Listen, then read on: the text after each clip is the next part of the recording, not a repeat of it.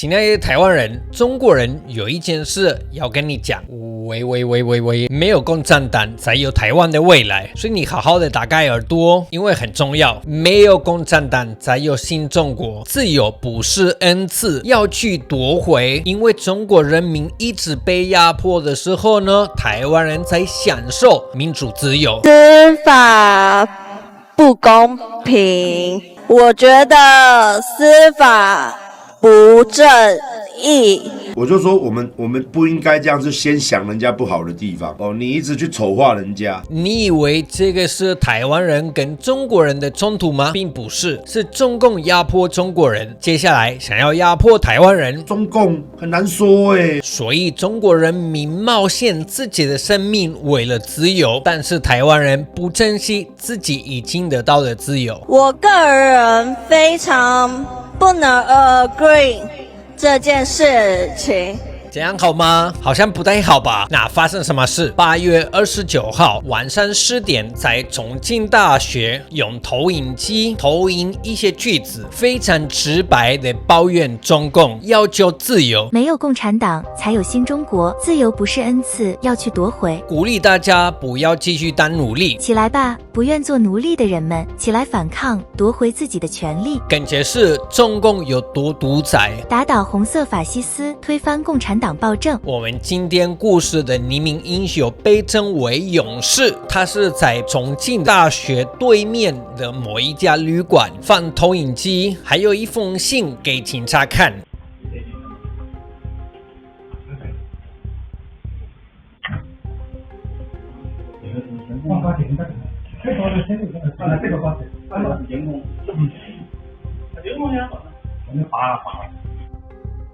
在那封信里面说，他没有属于任何一个团队跟机构，他这样做不是一种选项，他不是决定这样做，而是没得选。因为中共一直不断的压迫、杀、骗、洗脑中国人，而且他发现很多中国人忘记这件事，还有一些是因为利益而决定要忘记。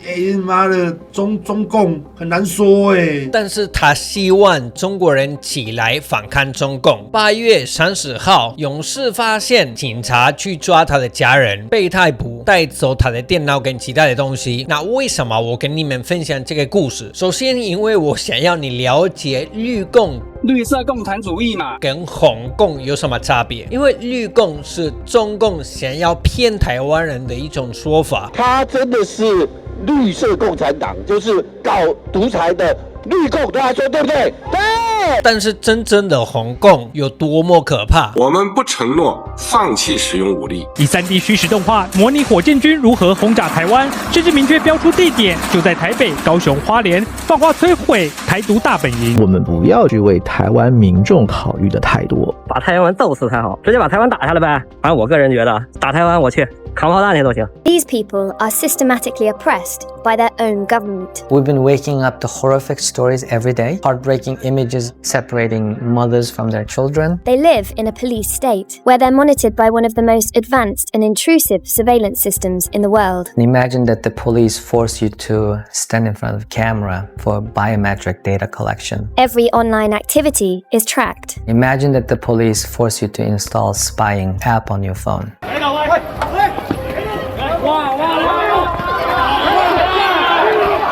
说实话，绿共不是中共第一个在台湾散发的谎言，即使中共一直在台湾散发一些谎言，最可怕的是台湾人还相信。例如呢，中国人不打中国人，台湾是鬼岛啊，都同属一中嘛，台湾没有未来啊，台湾回家吧，两岸一家亲哦，这些大家都听过吧？不少的台湾人相信这些废话，但是这一次的废话，绿共我觉得更夸张，根本是颠倒是非，自己多可怕的独裁，还敢说民主自由的国家是独裁，也太离谱。但是最离谱是有一些台湾人相信，你看有一个匿名的人有投影机抱怨他必须跑掉，但是警察还去抓他的家人。请问这件事在台湾有可能会发生吗？当然没有。台湾你不需要匿名，你可以是一个公众人物，然后一直骂一直抱怨政府。赖清德没那个胆子，用干的啦，赖清德哦，干你娘老鸡巴，你就输啦，你听有无？没有问题啊，你不但没有被抓，你家人也不会，因为台湾不是独裁国家。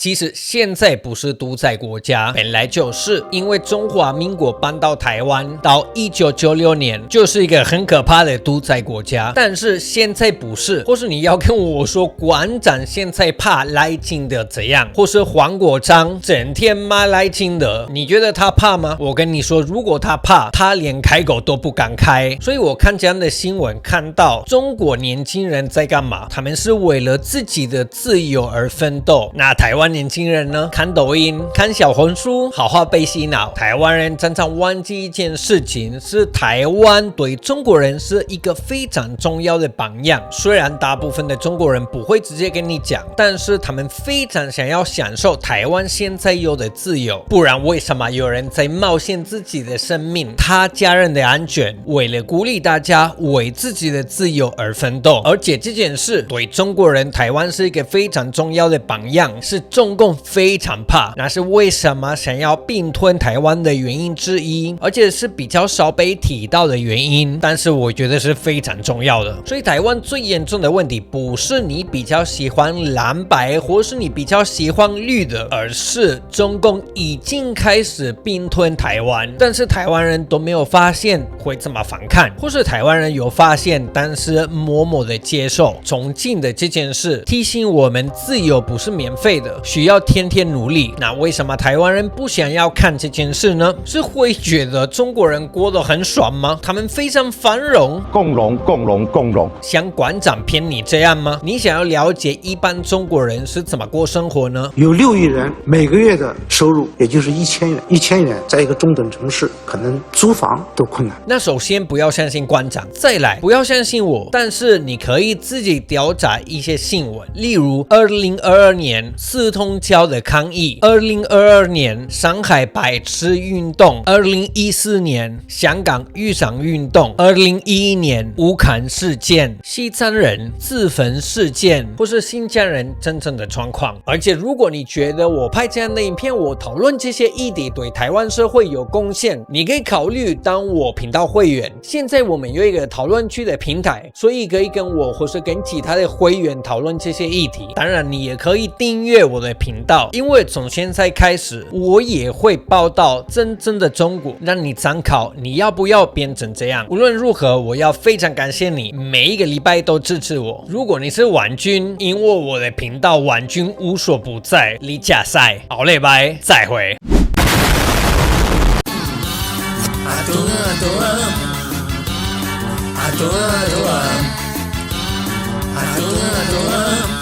Adoro